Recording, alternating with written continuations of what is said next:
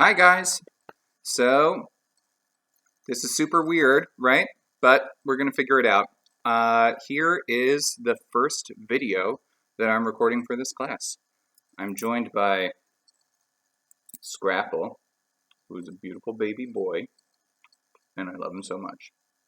Okay. Um, a little bit of like housekeeping and logistical things before we move on to actually talking about philosophy. So first of all, I hope all of you guys are safe, and if you have extra responsibilities in terms of taking care of children or siblings or elderly or immunocompromised people, good on you. You're putting in the work. Um, so as for the format of the class, here's how things are going to work. I'm going to post a video uh, at around 9:30 a.m. every day that class would normally meet. I'll also send out a quiz at the same time. You'll have 24 hours to complete the quiz. The quiz will test you on questions having to do both with the material in the lecture and the material in the reading. So, office hours. So obviously we're not meeting in person anymore. If you want to talk with me about anything, about the course material, want to bounce ideas off of me, that's great. That's cool. Just send me an email and we can figure out a time to meet. Okay.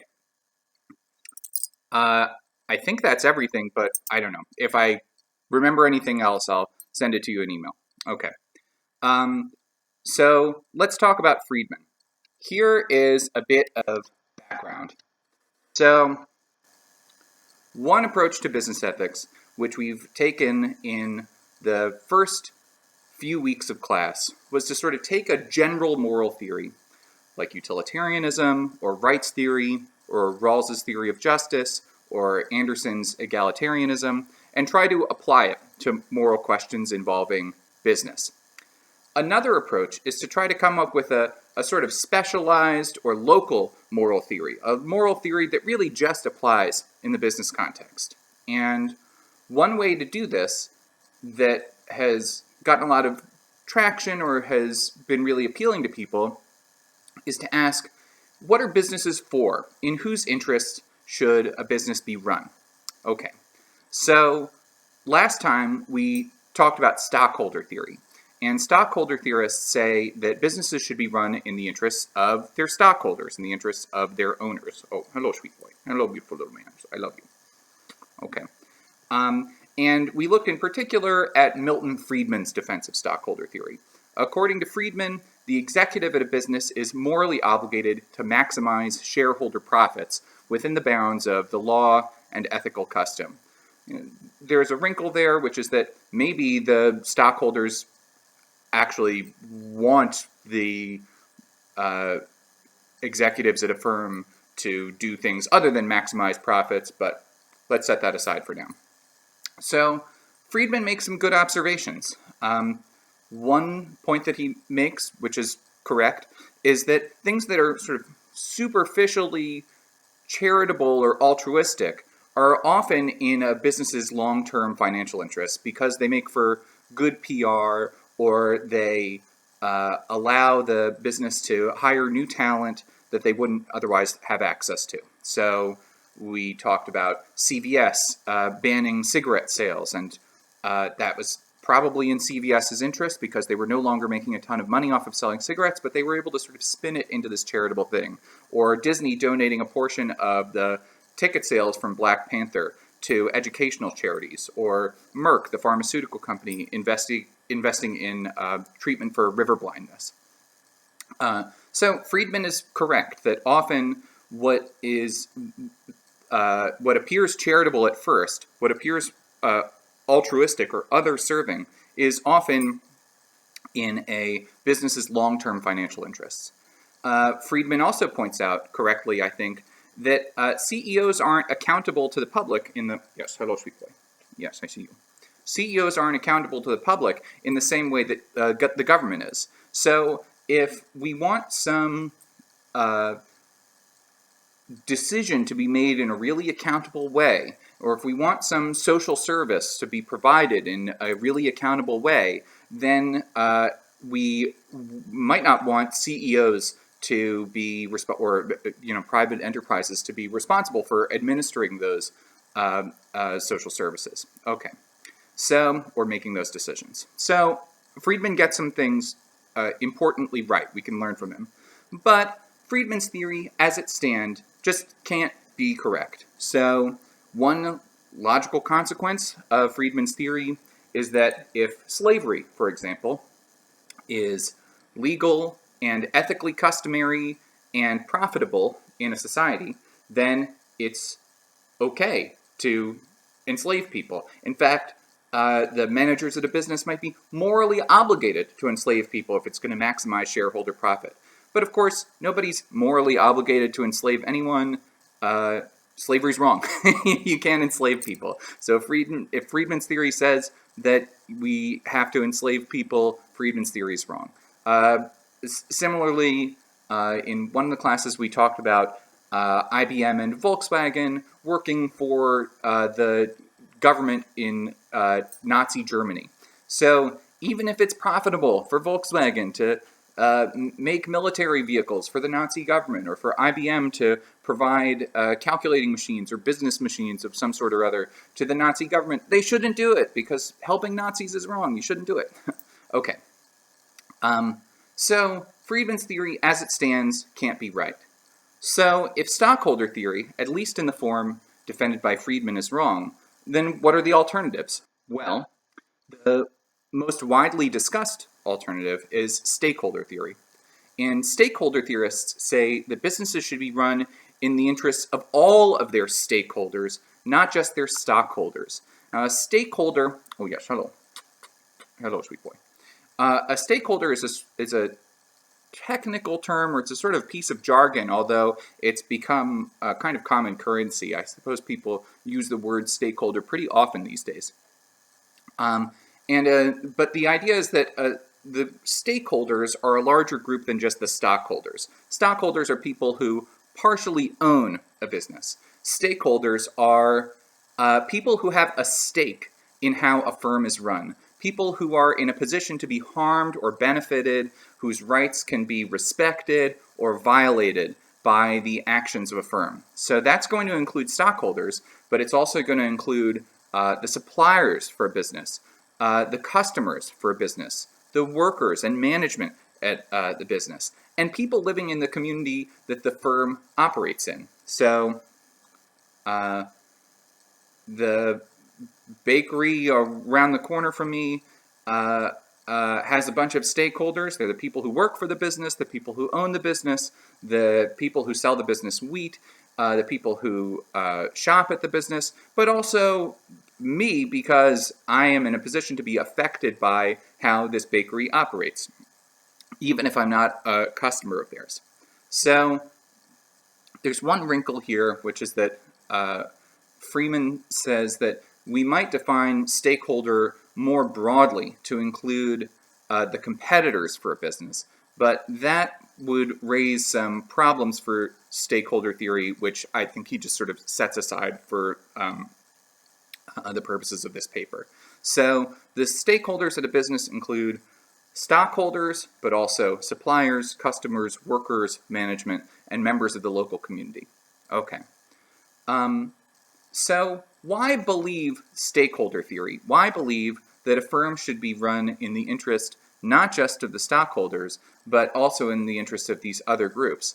After all, you might say, well, it's, the business is the property of the stockholders. And so it's their property, and they have a right to use it or to hire people who will work as their agents, and so use it in their interest to maximize profit, say. But yeah, Friedman gives a couple of arguments for stakeholder theory. One argument is what he calls the legal argument. And this is just that businesses already have legal obligations to different stakeholder groups. And these legal obligations either create or reflect corresponding moral obligations. So, for example, businesses are legally required not to discriminate on the basis of race in hiring and promoting decisions, and that's an obligation to employees, and to prospective employees for that matter. Within certain limits, businesses are legally responsible for damage caused by the products they sell. So businesses can be held liable for selling dangerous products. That's an obligation that businesses have to their customers. Certain forms of pollution are illegal. And that's an obligation not to the customers or to suppliers or anything else. It's an obligation to the local community. Okay, good. So as a matter of fact, so the legal argument is that just as a matter of fact, we already have these legal obligations to, businesses already have these legal obligations to their customers and to their employees and to their suppliers and to the local community. And so they have moral obligations that sort of attend those or reflect those in one way or another. Okay. Secondly, he offers what he calls the economic argument. I think this is more of an argument against stockholder theory than an argument for stakeholder theory, but this is roughly what we talked about last time when we talked about the limitations of the invisible hand. So part of the appeal of stockholder theory derives from a belief in the invisible hand of the market, which is to say, a belief that if people interacting through markets, each look after only their own interests, competition will lead to businesses innovating and driving prices down, and everyone gets what they want eventually, right? You know, we gave the example of the iPhone. You know, Apple isn't running a charity; they're just trying to make money for the most part. But the way that they make money is by, you know, adding cool new doodads and features to the iPhone, making the iPhone faster and whatever, and eventually, one hopes, driving prices down over time. And people who purchase iPhones are also acting in their own interest. They're not acting charitably. They're not trying to help Apple out. They're just trying to get a cool new phone for themselves. But the consequence of this is that Apple keeps on doing cool new shit, creating cool new features for their phones, and so on. So we talked last time, though, about a bunch of limitations of the idea of the invisible hand. This is it's just not true that people interacting through markets looking after only their own interests will always benefit one another. So you can see this most easily by thinking of sort of defective markets or markets which somehow deviate from the kind of ideal of free and fair competition. So markets involving monopolies, markets involving cartels, markets involving tragedies of the commons, transactions involving negative externalities where somebody else has to pay for a transaction between two parties. Transactions involving information asymmetries, where one person knows everything they need to know about the value of some good or service, and the other person knows nothing about the value of that good or service. Okay. So the economic argument against stockholder theory, which Friedman gives here, we sort of went into a little bit last time, and that is effectively that insofar as the appeal of stockholder theory derives from a belief in the invisible hand, and the invisible hand doesn't always work, so much the worse for stockholder theory. And lastly, Friedman gives a bunch of sort of little, we might call them arguments from reciprocity, that come from considering the relationship between a firm and each of its stakeholder groups. So reciprocity means that if I help you, you sort of help me in return. If I hurt you, you can sort of punish me in return. And people believe in reciprocity. Reciprocity is a sort of key feature of common sense morality. And if you believe that, if you believe in reciprocity, you probably believe that you have a special obligation to people who have helped you in the past to kind of help them in turn. And because stakeholder groups benefit the firm is therefore obligated to benefit the stakeholder groups.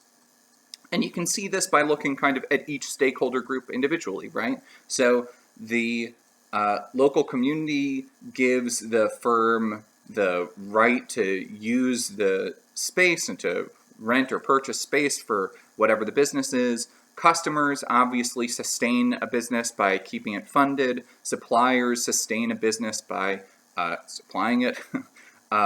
Employees and management do the daily work of the business. The business obviously wouldn't exist if it didn't have any employees. Stockholders and investors sustain the business by providing it capital before it's able to become profitable. Okay, so all of these, so the firm has sort of Freeman argues, the firm has sort of reciprocity-based obligations to each of those stakeholder groups. Okay. Let's go into a little bit more detail. So maybe you're on board with this at this point. You think, yeah, a business should be run not just in the interest of its stockholders, it should be run in the interest of all of these stakeholder groups, right? But Freeman doesn't stop there. Freeman goes a step further. In particular, he claims that the relationship between a firm and each of its stakeholder groups is governed by a contract of some sort, either an explicit contract in the case of like an employment agreement, or an implicit contract in the case of, say, a local community group which somehow just sort of tacitly condones or permits a business to set up shop. Okay, so if the relationship between a firm and each of its stakeholder groups is a contractual relationship, it's a relationship based on a kind of set of agreements or promises of some sort, then the question is, for Freeman, what can we do to make sure that these contracts are fair? And maybe this is beginning to sound a little bit familiar because we've already talked a bit about fairness in contracts when we talked about Rawls's theory of justice. And what Freeman does, essentially, is to just borrow Rawls's theory and apply it to the relationship between a firm and its stakeholders. So you imagine all the stakeholders go behind the veil of ignorance. So they have to come to some sort of agreement about the basic rules about how they're going to get along with one another, and they know everything they need to know except that who they are going to be when they leave the veil. So you make an agreement, so you make some sort of agreement governing the sort of basic rules of how you're going to get along with each other, but you don't know when you leave whether you're going to be an employee or a customer or a supplier or a community member and so on. Okay, so Freeman is applying Rawls to the question of how businesses should get along with all of their stakeholders. Oh, the like trash for the building is like immediately outside my apartment, so like you hear this like banging sound periodically. And Scrapple didn't bark, which is very nice. Okay. So Freeman is applying Rawls to this question, to answer this question of what would ensure that the contracts governing the relationship between a firm and each of its stakeholder groups are fair. Okay. And Freeman says that if we went behind the veil of ignorance, maybe different. It would vary depending on the particular business that we're talking about, and you'd get sort of different details, or things would look different if you were to look at a particular case of how this bakery gets along with its stakeholders, how this bank gets along with its stakeholders, how this law firm gets along with its stakeholders, and so on and so forth. But Freeman is operating at a kind of level of abstraction, so abstracting away from all of that, abstracting away from the differences between different stakeholder groups involved in different businesses and different communities and so on. So what he says is that behind the veil of ignorance, people would agree to 6 basic ground rules governing the relationship between a firm and all of its stakeholders. So let's go through these briefly, and then we'll wrap up. Okay. So the first ground rule he calls the principle of entry and exit, which says that any contract that a business enters has to have clear entry, exit, and renegotiation conditions. So you have to know when you're getting into the contract, what it takes to get out of the contract, and what it takes to renegotiate the contract. This might seem sort of silly or trivial, but to get a sense of what it requires, try to think of examples where businesses violate this principle in the real world, right? So fine print contracts, which are written to be with the intent that people will, at least one party to the contract, will ignore or not understand what the contract says, would seem to be a violation of this principle, right? And we see fine print contracts all over the place. And you might think, well, I think most people think that there's something kind of fucked up about fine print contracts, that it's not okay that businesses can sort of convince people or trick people into signing things that it's sort of common knowledge they don't understand. Click-through agreements like end-user license agreements or terms of service agreements in when you like download new apps or new pieces of software are a really clear example of this, right? If you ever bother to try to read through one of these click-through agreements, I mean, it's impossible. It doesn't make any sense. They're written to only be intelligible to lawyers. So fine print agreements, click-through agreements, those would be one sort of counterexample. A funny or interesting kind of counterexample comes from what are called shrink wrap agreements. So it used to be the case that when you bought like a new piece of software, it would be on like a CD or DVD or whatever, and you buy a physical CD or DVD, and when you open the package, the jewel case that the CD came in would be wrapped in shrink wrap, in plastic. And somewhere in the box, hidden in the box, there would be a little note saying that by opening this packaging, you agree to the terms of service for this contract. And nobody knew that they were agreeing to anything by, in legal terms, by ripping open the packaging. That's what you do when you buy something new. You take it out of the box and you open the packaging. So these sorts of agreements, which have sort of held up in courts, so for legal purposes, these agreements are real, but they're sort of morally, I think, very fishy. And one explanation of why they're very fishy is that they violate this principle of entry and exit that Freeman thinks we would agree to from behind the veil of ignorance. Okay. What's the next principle? He talks about the principle of governance. So he says that the procedure for, quote unquote, the procedure for changing the rules of the game must be agreed upon by unanimous consent. Unanimous consent meaning all of the stakeholders need to agree to it. It's not clear to me what he means by this. Maybe what he has in mind is something like a hostile takeover of a firm by, say, an activist investor group or a private equity group or something like that, where if some firm takes over another or and in order to sort of totally change its business model or destroy the firm from within or something like that, this sort of thing needs to be done out in the open. It can't be sneaky or strategic. I think that's what Freeman has in mind, and you can kind of understand how people would agree to this from behind the veil of ignorance, right? You'd say, well, maybe there's some portion of the stockholders for a firm who are interested in this kind of hostile takeover or something like that. But what I don't want to be is a member of the community or an employee or a supplier or whoever who's going to be screwed by such a hostile takeover.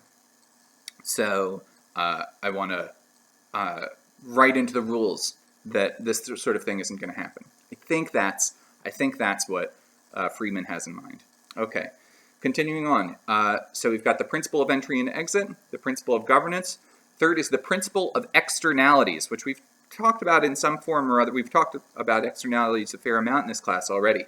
But this principle says that if a contract between A and B imposes a cost on C, some third party, then C has the option to become a party to the contract and renegotiate the terms. So any person who ends up paying for a transaction can be internalized to the transaction. They can renegotiate the terms. They can have a say in how this transaction is supposed to work. So, you know, I think it's worth pointing out that at least as this is written, this is a very radical principle. This would require a major change in how businesses operate, because there are negative externalities kind of everywhere, right? So look at the fossil fuel industry. So when you buy gasoline from a gas station, part of the cost for that transaction is borne by people who live near wherever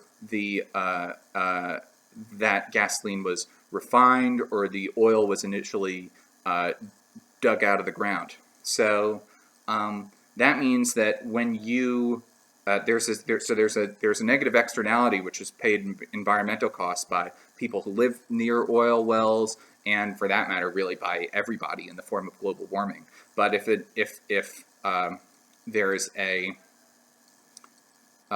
we followed the principle of entry and exit here, this would have this radical consequence, which is that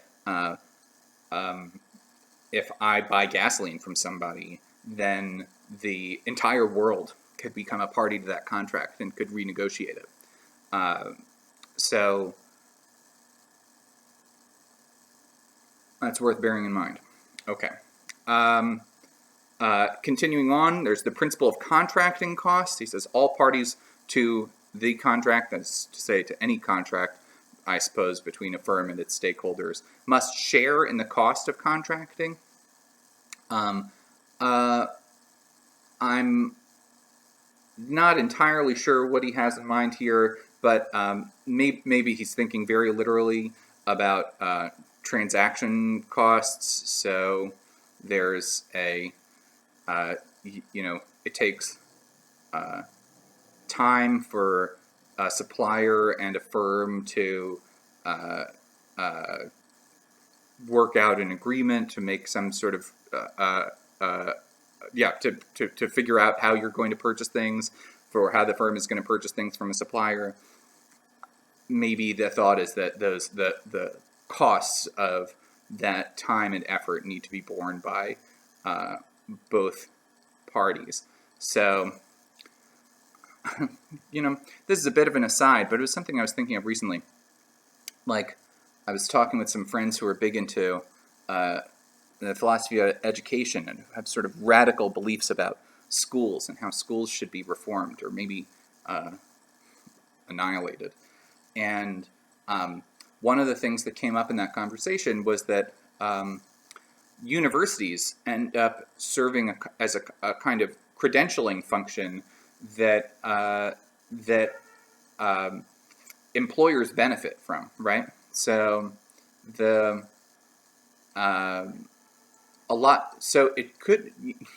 we could live in a society where nobody ever got a bachelor's degree or an associate's degree or a high school diploma, and each individual firm who is going to hire some prospective employee, it's on them to, bye Scrapple, talk to you later. It's on them to figure out whether somebody is qualified for the job. In the world that we actually live in, a lot of that sort of basic vetting is done by the educational system. So, part of what a school does when it grants somebody a bachelor's degree, for example, is it's saying, look, this person has certain credentials, they can now be hired for certain purposes.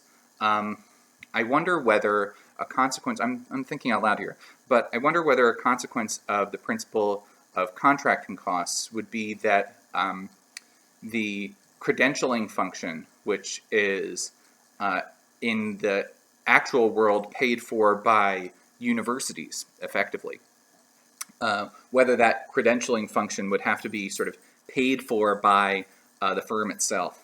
Okay. I don't know. You tell me. I'm curious. So, lastly, or we have two more principles left. The agency principle, which says that any agent must serve the interests of all stakeholders. And I think the idea here is that this is sort of a response to the problems that Freeman raised in his economic argument, right? That if you're just looking after yourself or you're just looking after the interests of stockholders, it's not going to work out. So everybody has to look after the interests of everybody else. And lastly, there's what he calls the principle of limited immortality. So the corporation shall be managed as if it continue to serve the interests of stakeholders through time. So when we talk about corporate immortality, usually we have in mind this kind of, or when people talk about it, usually they're talking about this kind of legal doctrine, which is that a corporation can continue to exist even if its employees change or its ownership changes. So, all of the people who, ran Coca-Cola 80 years ago are probably dead. But the Coca-Cola Corporation continues to exist. Okay, that sort of thing. You might wonder, like, well, what is this doing here? Why would we agree from behind the veil of ignorance to the principle of limited immortality? I'm not sure, but I think the answer is that it's meant to deal, on the one hand, with the problem of short-termism. So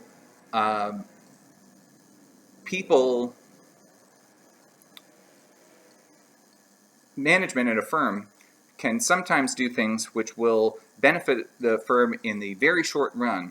Say that some firms, people end up kind of obsessed with quarterly earnings reports or the day-to-day fluctuations in the price of the stock in the firm. And so they'll become fixated on these very short-term problems, and that can lead them to ignore things like systemic risk or the long-term health of the business or something like that. So maybe this is intended on, I think this is the principle of limited immortality is intended on the one hand to address the problem of short-termism, and on the other hand, to just reflect the fact that the members of each stakeholder group will change over time. So if a firm needs to act in the interests of the local community, for example, well, the local community will change. So people will move away. If a firm needs to act in the interest of its employees, well, who the employees are will change over time. People retire, people change jobs, that sort of thing. Okay, so I think that's Freeman's underlying reasoning for why he would have supported the principle of limited immortality.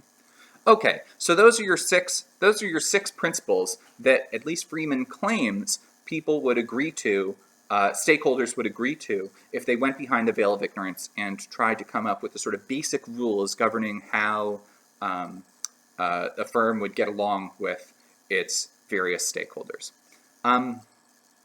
I want to close by just considering a couple of objections or limitations to Freeman's theory that we might want to think about. So, on the one hand, Freeman is clearly borrowing very heavily from Rawls here, from Rawls's idea of the veil of ignorance. And so, really, all of the objections to Rawls that we considered when we were talking about Rawls kind of apply to Freeman as well. So, for example, Rawls's theory has a hard time making sense of how people get along with non-human animals. So, or for that matter, human beings who are incapable of entering into contracts. So, young children, people with severe intellectual disabilities, and so on.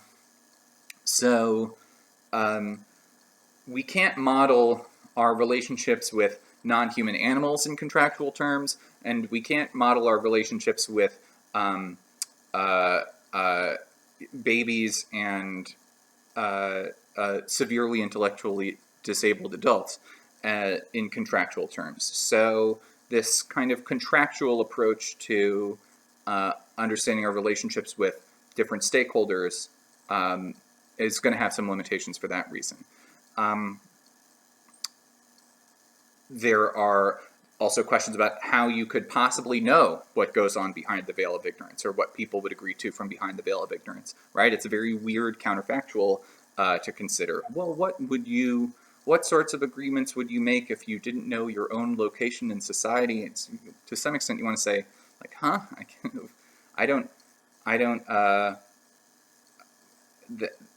If I didn't know my own location in society, I don't know my own values, I don't know what I care about, I couldn't make any agreements at all. I wouldn't have any basis for making a decision.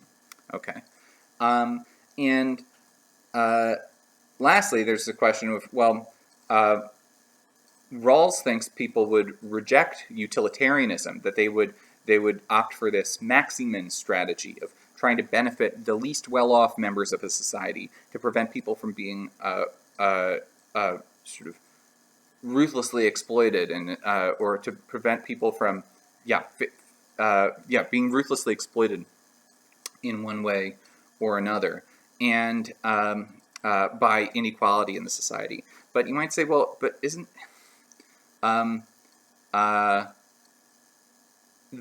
this maximin strategy is dubious? Why wouldn't people just agree to a utilitarian